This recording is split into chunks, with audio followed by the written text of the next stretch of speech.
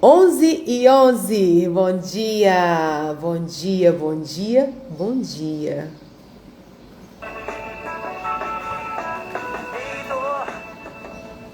Eu não te escuto mais, você não me leva a nada. Escuta essa, gente. Em medo, eu não te escuto mais, você não me leva a nada. E se quiser saber pra onde eu vou, pra onde tenha sol, é pra lá que eu vou. E se quiser saber pra onde eu vou, pra onde tenha sol, é pra lá que eu vou. Muito bem. Pedico! Aninha, bom dia, bom dia, bom dia, gente. Vamos começar essa sexta-feira maravilhosa com essa música que também é maravilhosa, né? O Sol. É uma música do Jota Quest. E aí, gente, por que eu quis começar com essa música? O que essa letra traz pra nós? Vamos despertar, né? Vamos despertar, falar pro medo e pra dor, que a gente não aceita mais eles nas nossas vidas, né? O medo é algo que nos paralisa.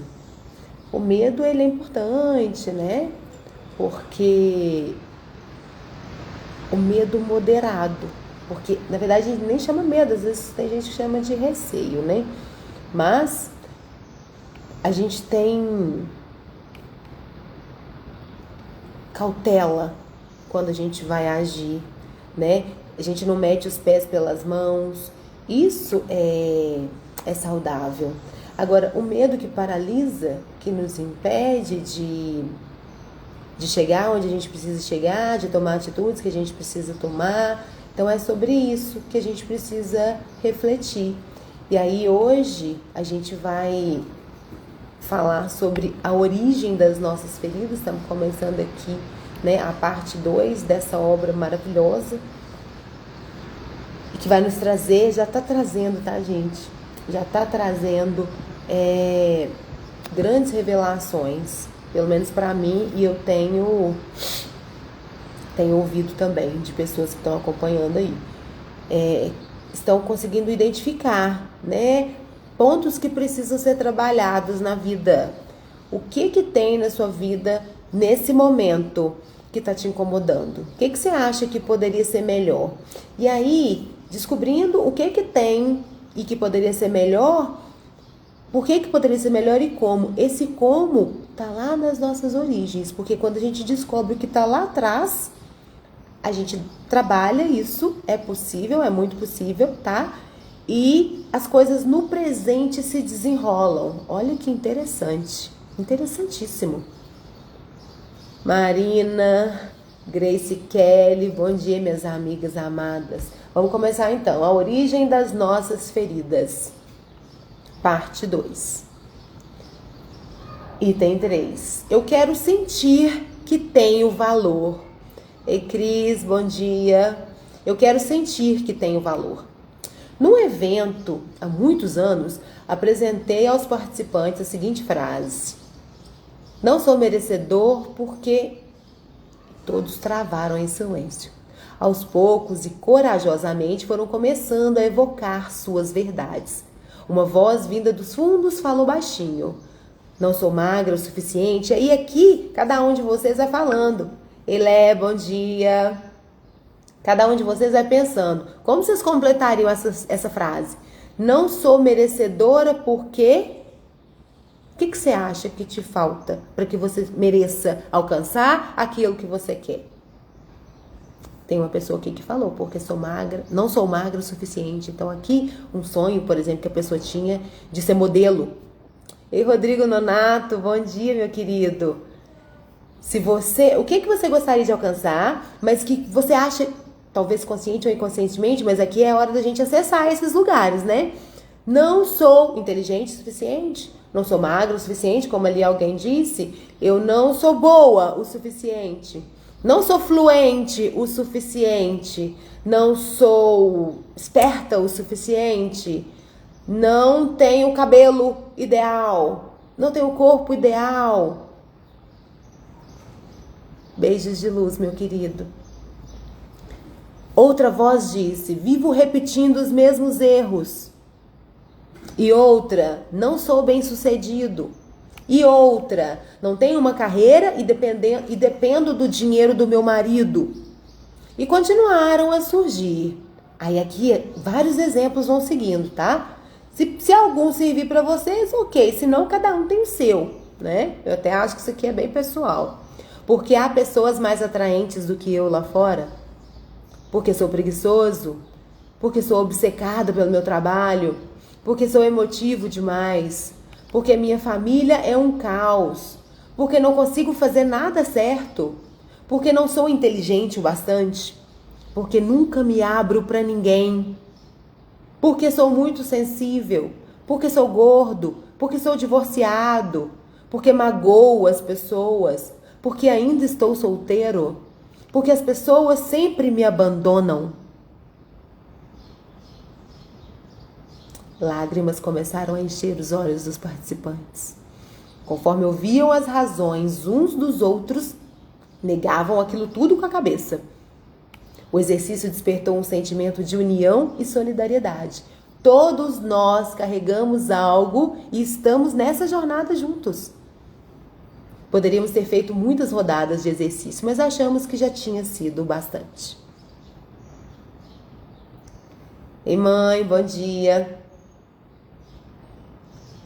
Ah, o motivo do abandono. Cris, arrepiei.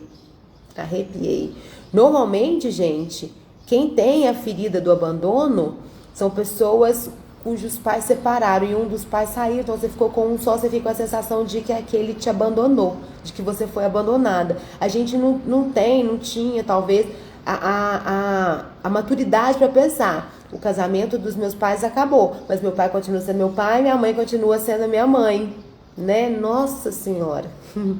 É isso. E aí, como que essa ferida do abandono reverbera na nossa vida no presente? De várias formas. Aqui, cada um de nós tem sua própria história, né? Mas pode, por exemplo, dentro de um relacionamento amoroso, que é o tema mundial, né? No meu caso, os dois me abandonaram. E a gente...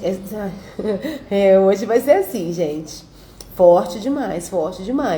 E aí, dentro de relacionamentos amorosos, por exemplo, você pode ficar com medo. Sempre, em toda relação que você entra. Às vezes a relação tem tudo para dar certo, mas o seu medo de ser abandonada, às vezes faz até com que você abandone a pessoa antes de ser abandonada. Olha só. Gente, isso aqui é muito importante. E aí, abandona o quê? Você abandona sua parceira? Não, você abandona emprego também, né? Você abandona amizades. Antes de ser abandonada, é a sua defesa, é a autodefesa que a gente tem. Não antes que ele me largue, eu vou largar ele primeiro. Não antes que me mandem embora, eu já vou pedir demissão, vou sair. E aí a pessoa não para emprego nenhum, não para com ninguém. As amizades não são valiosas, não. Não são... não tem o devido valor, né? Isso tudo por causa dessa ferida que está lá atrás. Quando você não se sente valorizado no seu íntimo, acha que não merece coisas boas. Não se considera bom o bastante, do jeito que você é, para receber amor, atenção, dedicação e comprometimento. Talvez seja difícil acreditar que você tem permissão para se divertir, para viver com leveza e para se rodear de amigos. O Elton Euler, marido da Grace, que gosta dele, também adoro. Ele fala muito sobre a questão da permissão. Isso, gente, quem não tem acesso a essa informação, comece a buscar. Eu tenho lido sobre isso. Porque às vezes a gente tem tudo para dar certo, a pessoa tem tudo para ser um profissional fodástica e ganhar muito dinheiro, mas ela esbarra nessa questão da permissão. E isso também é lá de trás, é íntimo, precisa ver. Uma ferida de merecimento pode significar que você tem dificuldade para acreditar que merece as coisas que mais deseja nesse mundo, sem precisar interpretar um personagem ou agir com perfeição para recebê-los. Pode ser você mesmo e conquistar o que você quer. Lá no fundo, muita gente luta com isso. Rodrigo tá falando. Rodrigo tá falando, gente, vamos ouvir. Rodrigo é psicólogo. Não podemos evitar o abandono, seja em qual esfera de vivência for. O que não pode acontecer é o autoabandono. Cultive o amor próprio e procure uma ajuda profissional para trabalhar o autoconhecimento. Ai, muito grata, meu amado. Gratidão. Amor próprio e autoconhecimento. Duas palavras assim que eu venho trabalhando demais, né, gente? Demais, demais. Amor próprio e autoconhecimento. O autoabandono. O que não pode acontecer é o autoabandono. E a gente se autoabandona quando a gente coloca a nossa vida nas mãos de outra pessoa. Ou nas mãos de outra situação. Ou nas mãos de um lugar. Pode ser um emprego. A vida não pode ir rolando, né, gente? A gente precisa tomar as rédeas dela e tomar certas atitudes. E olhar para nós e reconhecer esse lugar também faz muita diferença. O Elton, é a Cris dizendo que o Elton fala da permissão, mais capacidade, mais disposição, e isso tudo reverbera no sucesso. Isso é um conjunto de coisas que a gente precisa trabalhar, né? Amor próprio tem que ser cultivado todo dia, né, Rodrigo? Todo dia. O Rodrigo vai dizer que sim também. Ei, Bruno, bom dia, Bruninho. Tudo bem, querido? O Bruno, filho da Ieda Labrunier. Com certeza. É isso, gente. Que lindas as colaborações de vocês, viu? Gratidão. Há quem acredite que não sabe se virar sozinho, que é preguiçoso demais ou que simplesmente não merece um relacionamento. Essas pessoas fazem a si mesmas perguntas do tipo... Quem tá entrando agora não vê os comentários que já estavam aqui, vê? Tá vendo aí, Eustáquio? Nossa, tá tendo contribuições excelentes aqui, Rodrigo, Cris, Grace, todo mundo falando, tá muito bacana. Essas pessoas fazem a si mesmas perguntas do tipo: como alguém poderia me amar se meus próprios pais não me amavam? Será que mereço amor já que não sou bem-sucedido? Será que alguém vai querer minha companhia? Não aparece não, né? Tá. Interessante, que as contribuições foram muito interessantes. Enfim. Será que alguém vai querer minha companhia? Será que mereço viver um romance já que não sou uma boa pessoa? E a lista prossegue. Eu não tenho valor porque... E as reticências. E as respostas parecem não ter fim.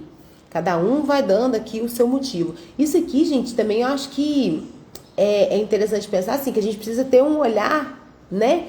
É o autoconhecimento que o Rodrigo acabou de falar, né? Para poder reconhecer as falhas e as faltas que a gente tem.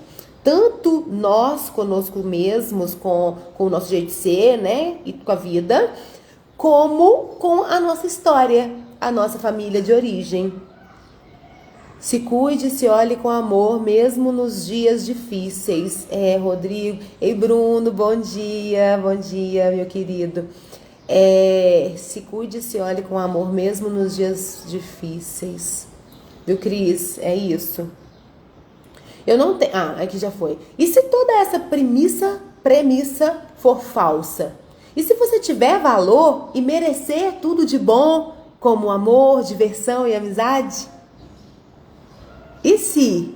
Esse se é positivo, né, gente? Afinal de contas, você não nasceu desmerecedor. Então, o que aconteceu desde o seu nascimento para que você se questionasse dessa maneira? O que aconteceu? Assim como os participantes do seminário, pode ser que você se considere sem valor. Na verdade, a ideia de que você merece coisas boas, simplesmente porque nasceu, pode lhe parecer forçada. Eu já disse isso antes a pessoas com ferida de valorização e a resposta foi basicamente: é uma ideia bonita, mas não penso assim. Nem sei o que isso significa. E honestamente, não importa que você esteja se julgando agora. Tudo bem se você acha que todo mundo merece mais do que você.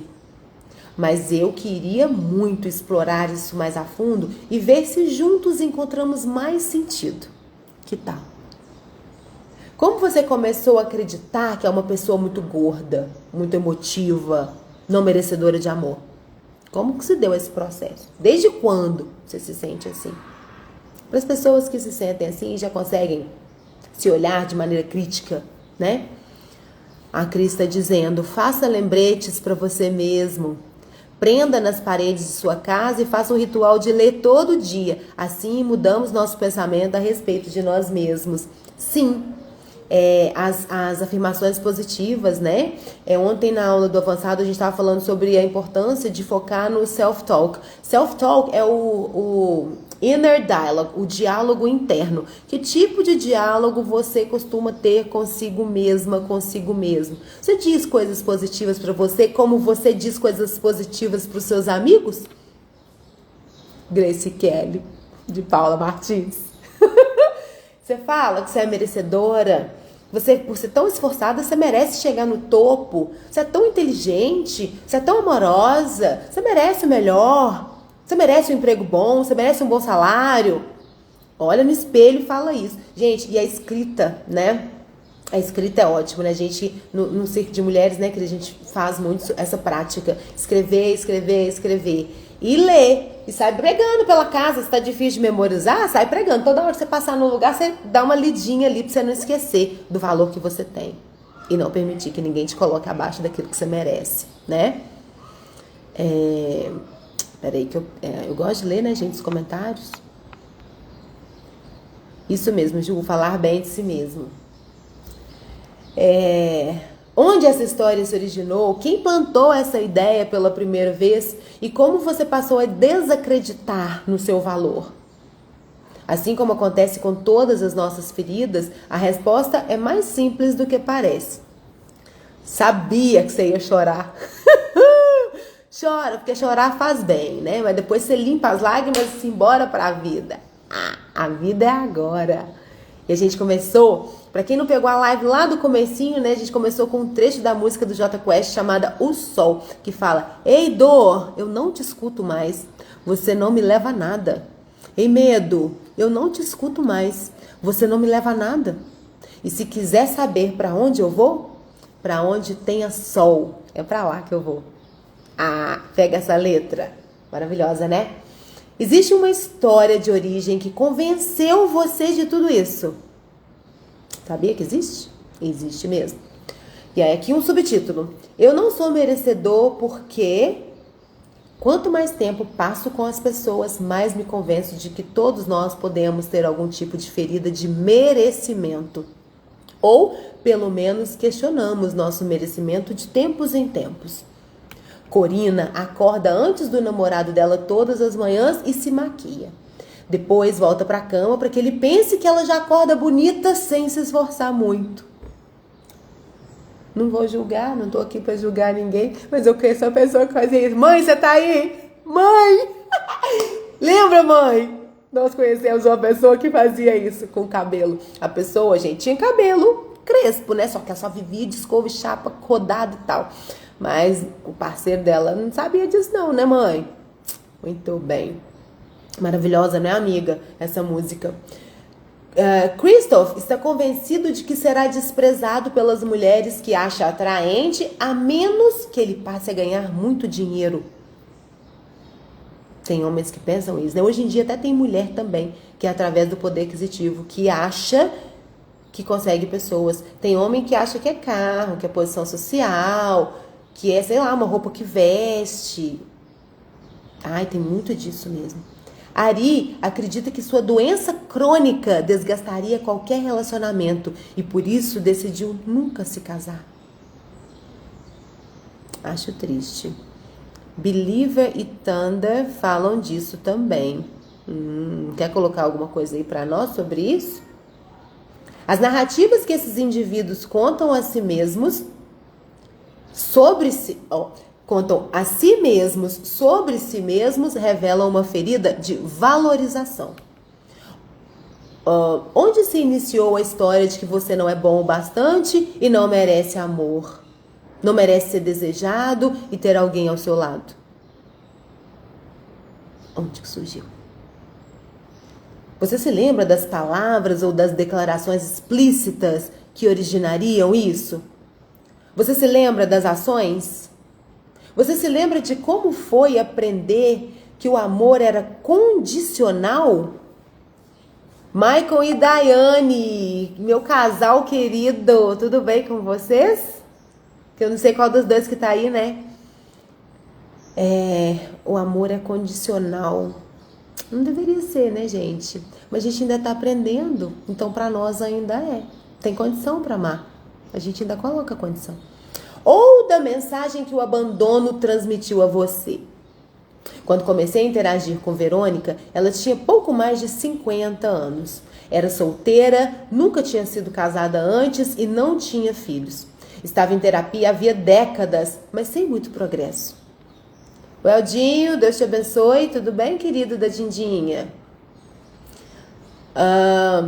Estava em terapia há décadas, mas sem muito progresso. Trabalhara em Wall Street. Oh, Wall Street. Okay. Por 30 anos e falava com rispidez, em tom áspero. Ela me contou que... Eu falei Wall Street porque era o lugar que a Viola Davis morava também. Ela me contou que suas cordas vocais estavam esgotadas de tanta fumaça de cigarro e de tanto ter que gritar mais alto do que os homens por décadas. Ela me olhou, sorriu e disse: não sou grosseira, estou apenas cansada. Aquele lugar me esgotou. De qualquer forma, eu achava que esse lance de terapia fosse funcionar, mas não está funcionando comigo. Você é a minha última tentativa. A Cris está falando aqui, são músicas do Imagine Dragons. Yeah, Believer. Tá. Quando eu vi escrito, eu pensei que Believer fosse mesmo Pain, you made me a believer, believer. Dor, você me fez um acreditador, através da dor, né, que a gente passa, que a gente acredita. Quando a gente supera a dor, a gente acredita que é possível superar. Tem uma letra forte e falam sobre a dor e principalmente é isso que eu tô falando. E principalmente dar a volta por cima do que te falaram durante a infância e adolescência. Letras fortes. É meu mantra matinal. Excelente. E o Rodrigo está dizendo: permita-se sepultar as dores, perdas e rancores e através dessa atitude vai aprender grandes lições. É claro que esse processo é uma desconstrução de si mesmo e de suas crenças. Trabalhe a resiliência. Ô, gente, peraí. Fixar comentário. Deixa esse comentário aí. Deixa ele aí. Permita-se sepultar as dores. Permita-se sepultar as dores. Isso é importante demais. Permita-se sepultar as dores. Guarda isso aí, né, gente? É muita pressão. Você é a minha última tentativa. Foi assim que começamos nossa primeira sessão. É muita pressão pro meu lado, comentei sorrindo. Então é melhor começarmos os trabalhos. Verônica não estava preparada para ouvir que sua última tentativa não era eu, era ela. Mas não demorou a perceber isso nas sessões seguintes. Estou printando a tela. Ai, amada, você é o máximo. Manda os prints pra mim depois que eu vou postar e vou marcar vocês, tá? Maravilhoso, Rodrigo. Gratidão. O Rodrigo é o máximo. Amo esse rapaz, psicólogo. O máximo, máximo, máximo. Vocês têm que seguir ele, gente. Rodrigo _Nonato 2022. Todos os dias, grandes lições de amor próprio, de autoconfiança. É massa demais. Júnior, mas que bobeira ficar seguindo e lendo e vendo. Você lê, vê e começa a colocar em prática, senão não adianta mesmo não. O que a psicóloga acabou de falar? A sua última esperança não sou eu, é você mesmo, porque é a partir das nossas práticas, né, que as coisas vão funcionar. Ela me contou que gostava de terapia porque se sentia ouvida. Era bom para extravasar e desabafar. Só não gostava do fato de nada ter mudado para ela. Não estou obtendo um bom ROI. Aqui tá ROI, né? Mas tá em sigla, disse ela. E só para você saber, ROI é a sigla inglesa para retorno sobre o investimento. E eu já tinha ouvido algo nesse sentido vindo de quase todos os meus clientes que trabalhavam na área financeira. Eles falavam sobre ROI Análise de custo-benefício e data points. Não esqueçamos os data points. Verônica achava que tinha gastado muito dinheiro e tempo em terapia ao longo dos anos e o retorno que ela estava obtendo era sempre o mesmo velho resultado, ano após ano. O investimento em terapia não estava dando o resultado que ela queria. Gente, quando que a terapia não dá resultado? Quando o cliente não está disposto a mudar. Porque a gente entra na terapia pra gente mudar, pra gente quebrar padrões, pra gente, de fato, ver, né, as nossas pendengas, as lá de trás e as de agora, nosso comportamento. Se a gente não tá disposto, não vai funcionar mesmo não. Né? Se tem alguém aqui que já fez sessão de terapia e tem essa mesma opinião, pode considerar minhas palavras. Se abra pro processo, porque faz diferença sim na vida da gente. Com pouquinho... Não. Eu quero um parceiro. Estou conformada com a questão de não ter filhos, mas realmente quero amar e ser amada. O que a gente está falando aqui desde o primeiro dia? E o que eu ouço demais em círculos de mulheres, em eventos terapêuticos, retiros, leituras, vídeos, gente, terreiro. Tudo que as pessoas querem é amor. Amar e ser amado, e principalmente em relações amorosas mesmo, de parceiro, companheiro, homem, mulher com homem, mulher com mulher. É isso. Com pouquíssima conversa, logo entendi que Verônica nunca tinha falado antes sobre sua família com outros terapeutas. Sou totalmente a favor de terapias e modelos diferentes. Na verdade, sou uma grande defensora de que não existe um modelo que sirva para todos. Mas, e esse é um grande mas, não consigo imaginar a terapia sem o entendimento dos relacionamentos no sistema familiar e das histórias de origem associadas a eles. É tudo. Isso é tudo. É de lá que vem. Há algum problema em passarmos algum tempo conversando sobre sua família? Perguntei. Problema nenhum. Faça o que tem que ser feito. Já que eu era a última tentativa de Verônica, ela estava pronta para seguir em qualquer direção que eu a levasse. Comecei perguntando sobre sua família e logo descobri que sua mãe a havia abandonado quando ela tinha apenas 5 anos. Você sabe por que ela foi embora? Perguntei. Sei, ela nunca quis ter filhos. Minha mãe só queria curtir. Ela não queria nenhuma responsabilidade, não queria ser pressionada ou perder a liberdade. Ela fez as malas e me abandonou num sábado de manhã como se fosse a coisa mais normal do mundo. Uma mulher encostou o carro na garagem e buzinou. Então ela nos puxou pelo braço, minha irmã e eu, abaixou-se e disse: eu amo muito vocês duas, mas ficar aqui não é bom para mamãe. Ela sorriu e acenou enquanto se afastava com a amiga de carro e nunca mais a vimos. Uau! Regina Teixeira, vulgo minha mãe.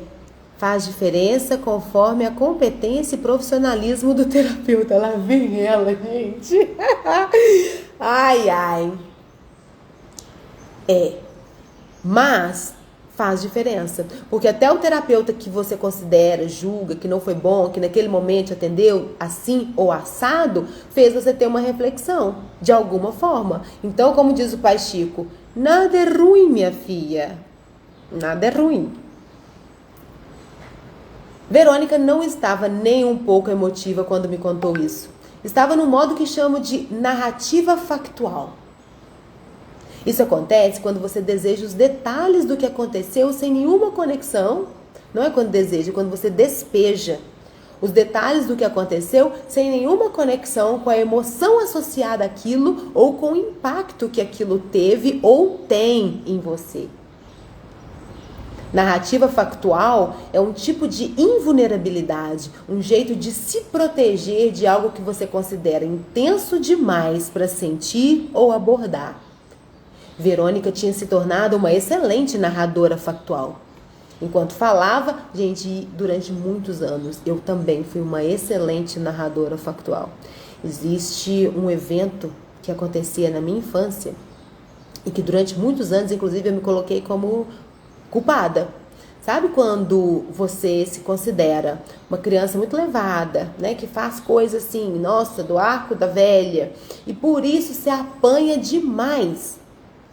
E aí na sua vida adulta, o que você vai falar? Ah, mas também Eu era muito custosa, nossa, mas também é como assim, eu mereço apanhar. Eu vivi com isso até praticamente 2018.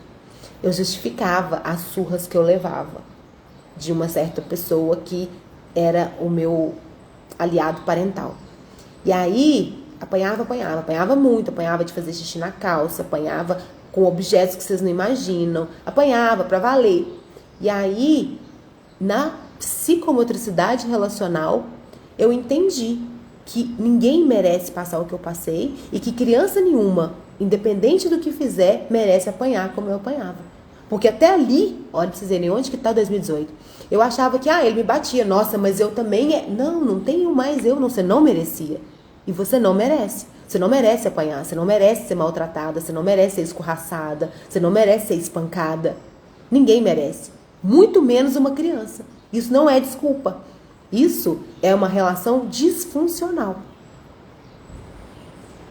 É isso. Olha a diferença que os processos terapêuticos fazem para a gente mudar um padrão que a gente tinha desde sempre. 2018 está logo ali, né? Psico é vida! E é, né, Cris? E é. Enquanto falava, ela divertia e cativava. Podia levar os outros a sentir algo, mas não se permitia sentir nada. O Rodrigo está dizendo, não podemos naturalizar nenhum tipo de agressividade. Pois é, e eu fazia isso comigo mesma. Olha para você ver o nível, né? Muito complicado. Verônica já tinha compartilhado inúmeras vezes sua história com muitos amigos, colegas e até pessoas que tinha acabado de conhecer num bar, mas nunca tinha compartilhado com seus terapeutas. Por quê?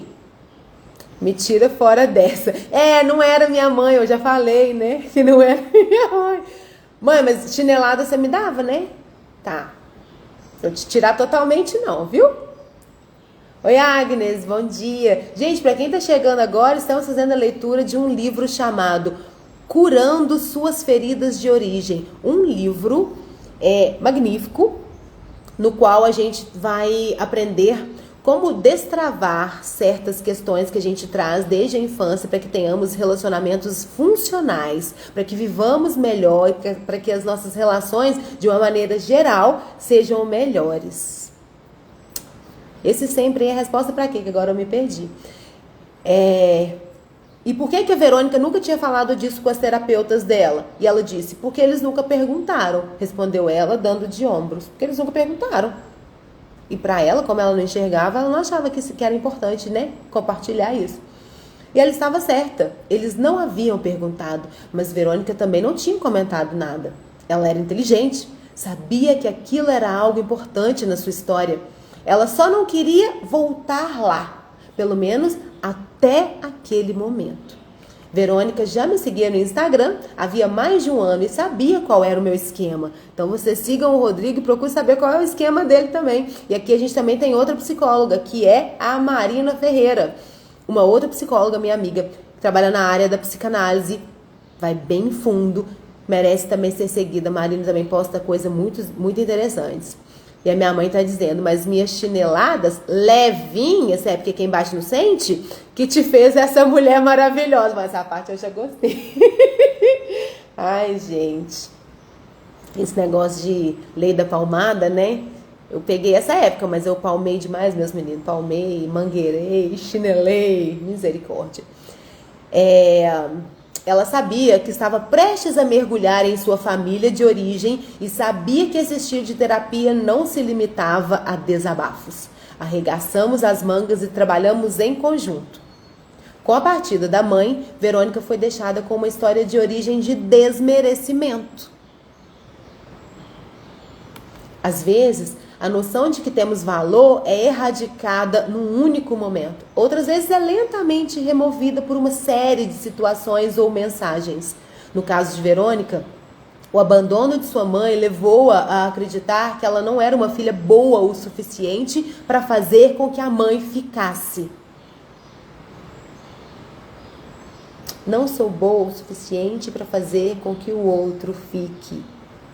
O emprego permaneça, a amizade permaneça. Às vezes, não.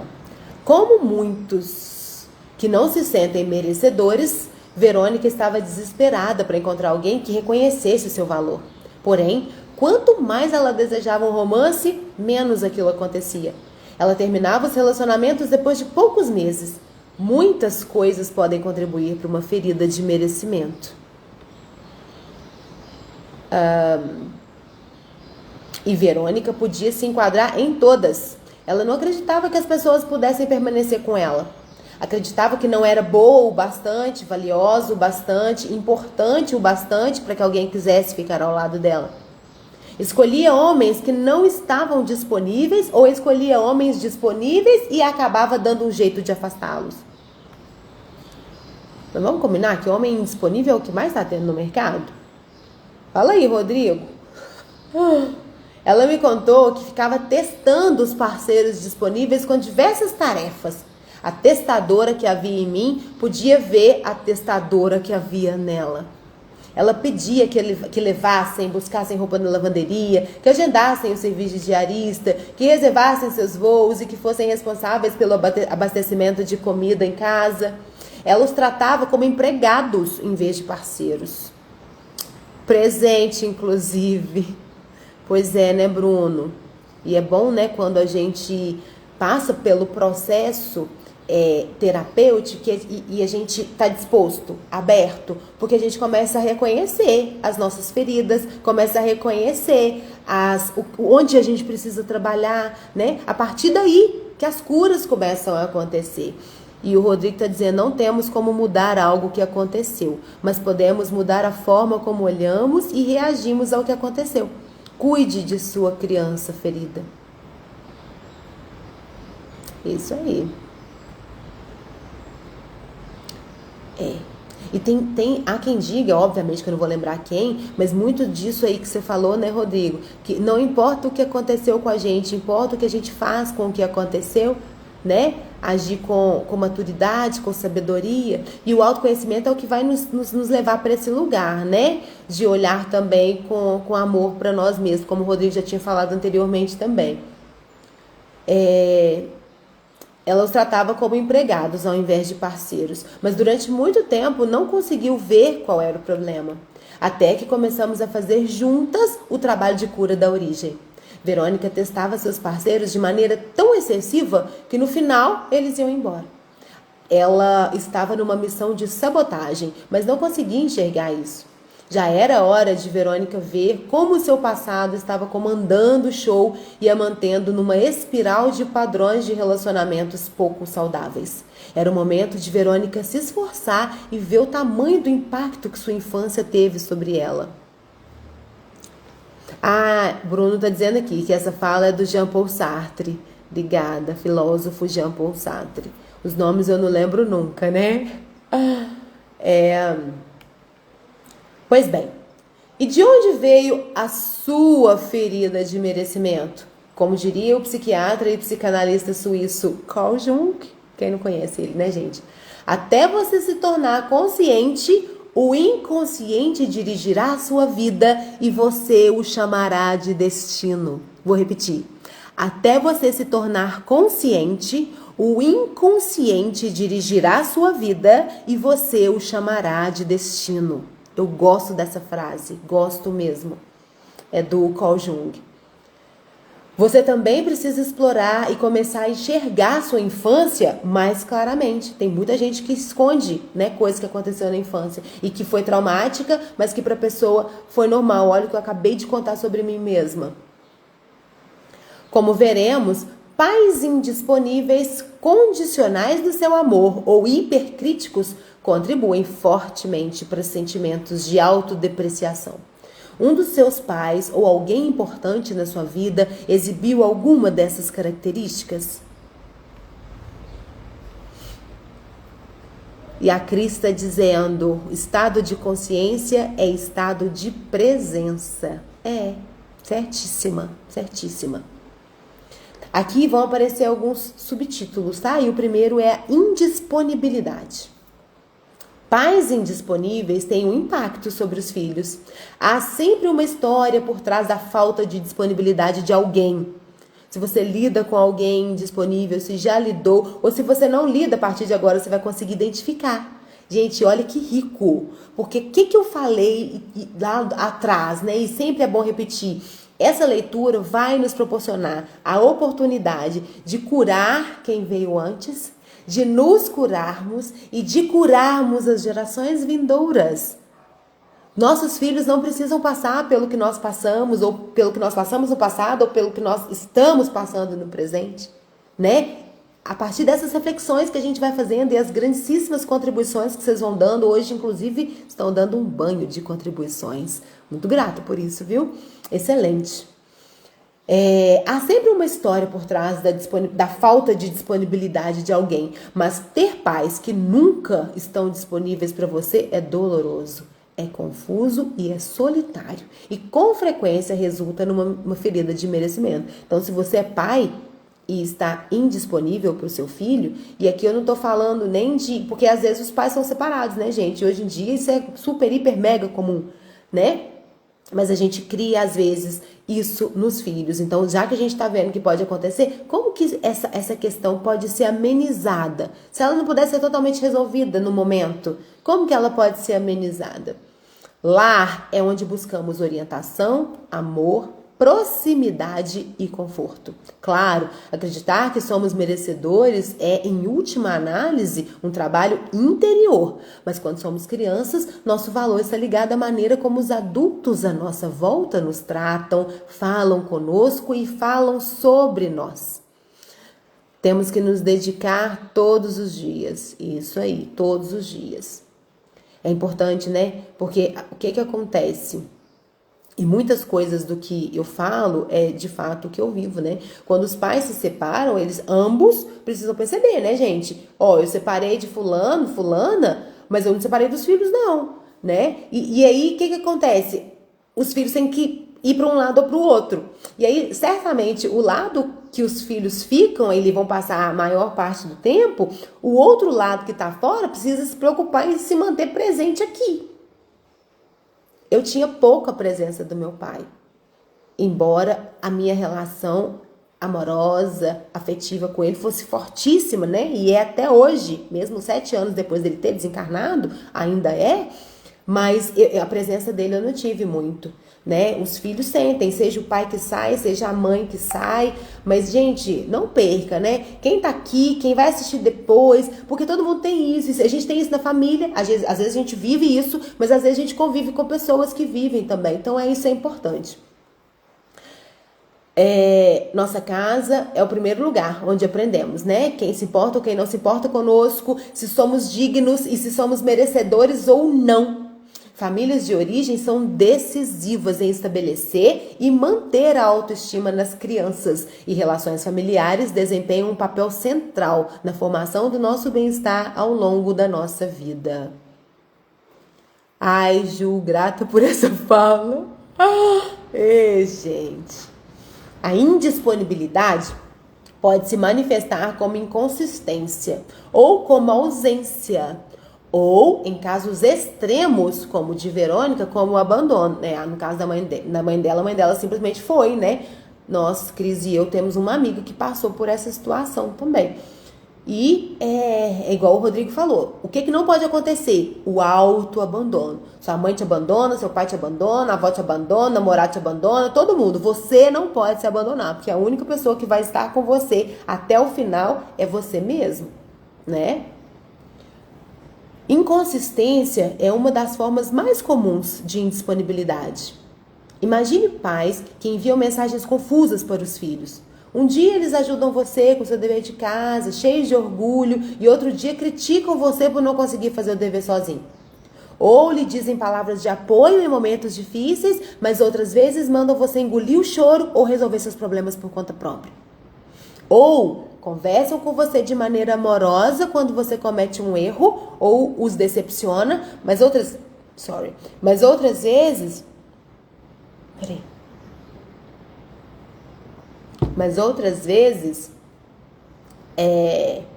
tornam-se críticos, maldosos e punitivos. Segundo pesquisas, se um dos pais, especialmente a mãe, é inconsistente em fazer elogios, validar sentimentos e expressar amor, a criança pode sofrer de falta de autoestima e ser mais vulnerável à depressão. As pesquisas é que dizem, né? E eu não sou uma pessoa que discute com pesquisa. Talvez você tenha vivenciado a inconsistência de um dos seus pais, se... Aí aqui vão vir alguns exemplos. Você não sabia qual versão do seu pai ou da sua mãe você iria encontrar? A versão amorosa e boazinha ou a altamente crítica? A brincalhona e alegre ou a brava e irritadiça? Aqui pessoas que mudam muito, né, de humor, uma hora faz uma coisa, outra hora faz outra. Você não conseguia prever a reação dos seus pais ou quais poderiam ser as consequências? Às vezes eles podiam ser compreensivos, outras vezes extremamente punitivos. Aqui a gente pode pensar, né? Porque a pessoa, ela tem um perfil. Se cada hora ela tá de um jeito, ela tá passando uma mensagem confusa pra gente. E aí a pessoa, sei lá, que é o meu ponto de vista, né? Por mais segura que a pessoa seja, esse tipo, conviver com a pessoa, com esse tipo de comportamento tão mutável o tempo todo, te deixa inseguro. Você não sabe nunca o que esperar do outro, né? Você não tinha certeza de como eles se comunicariam com você. Às vezes, seus pais tratavam você com carinho e consideração. Outras vezes, não se importavam se magoavam você com palavras. Você nunca sabia o nível de interesse deles por você. Às vezes, eles se interessavam pela sua vida, outras vezes não. Num dia tinham tempo e energia para você e em outros não. Inconsistência em excesso pode fazer com que você não saiba se era valorizado ou importante para os seus pais. Pode fazer com que você questione sua autoestima e sua adequação. Preciso esclarecer aqui que não estou falando daquele pai que não foi assistir algumas partidas de futebol dentre as centenas que você jogou, ou da mãe que de vez em quando tinha que ficar sozinha para terminar um projeto, mas em geral era muito presente e amorosa. Estou falando de um nível de inconsistência que é tão desorientador e confuso que cria as condições para você questionar seu valor. Porque tudo é equilíbrio, né, gente? A gente não está disponível o tempo todo mesmo, né? Mas como que essas relações estão acontecendo? Acho que precisa equilibrar isso. A inconsistência não é a única maneira de os pais se tornarem indisponíveis. Às vezes, eles desaparecem por completo e ficam física e emocionalmente indisponíveis. Pais ausentes podem ficar fora por meses por causa do trabalho, podem ter um transtorno mental que faça com que você retire da sua vida, façam com que se retirem da sua vida, da vida e da criação dos filhos. Podem se casar de novo e se comprometer mais com a nova família do que com você, ou podem apenas não querer ser incomodados. Comum também. Pais ausentes, não importa o motivo, podem deixar você se questionando sobre o seu valor. E aí, muito comum, isso aqui, esse tipo de ferida, para nós que somos filhos de pais separados, né? Claro, as razões para que se ausentem podem ter algum contexto, mas coloque-se por um momento no lugar de uma criança. Isso aqui todo mundo consegue fazer, né? A maioria delas não é emocionalmente madura para entender as razões que envolvem a ausência ou a restrição dos pais. E o que elas tendem a fazer é levar isso para o lado pessoal, especialmente quando nenhuma outra história alternativa faz sentido para elas. No caso de Verônica, a indisponibilidade veio pelo abandono. A mãe dela a deixou para trás com seu pai e sua irmã sem nenhuma explicação, a não ser a de que ficar ali não era bom para a mamãe. Mas o que não era bom para a mamãe? Para Verônica, isso significava que ela não era boa. Olha como que a mensagem chegou para a criança e como essa criança carregou isso para a vida dela até mais de 50 anos. Uma ferida de valorização começou a tomar espaço na sua mente de 5 anos e estava preparando o terreno para uma vida de autodepreciação. Minha irmã e eu choramos por dias depois que minha mãe foi embora. Minha irmã era 2 anos mais velha e eu a procurava pedindo explicações, como se uma criança de 7 anos tivesse algum tipo de resposta. Conversávamos sem parar. Mexíamos nas coisas da nossa mãe para ver se encontrávamos alguma pista, mas não havia nada. Chegamos juntas à conclusão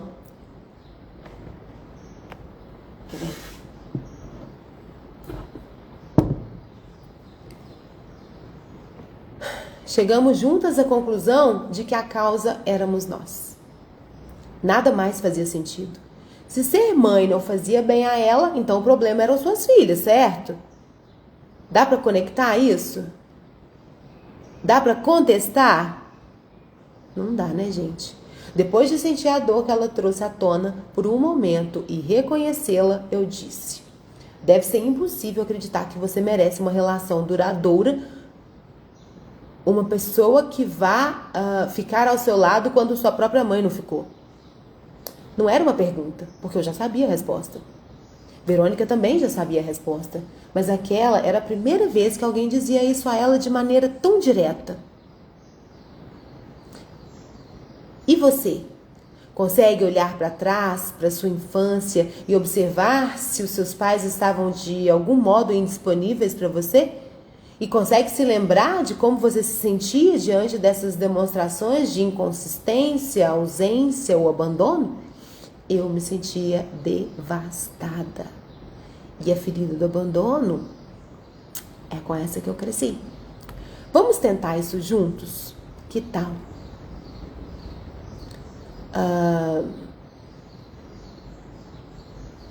Peraí. A pessoa que estava indisponível para mim durante minha infância era... Quem era a pessoa que estava indisponível para você durante a sua infância?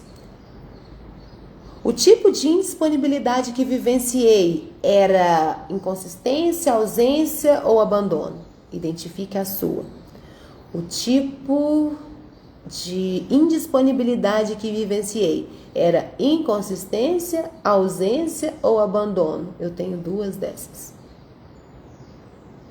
E vocês? E o que recordo que dessa experiência, é que, e aqui cada um vai tirar suas conclusões. Que marca que essa experiência deixou em você? Como que você chamaria essa ferida?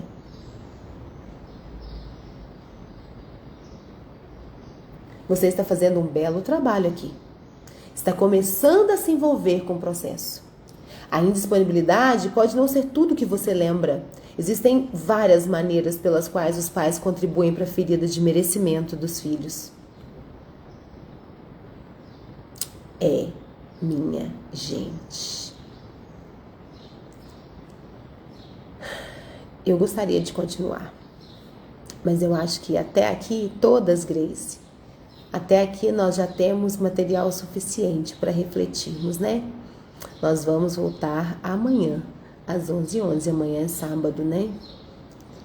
Para continuarmos falando. E o tema de amanhã a gente vai começar com o amor incondicional. Agora, e se nós voltássemos mais tarde? Aproveitar que hoje é feriado. Quem sabe?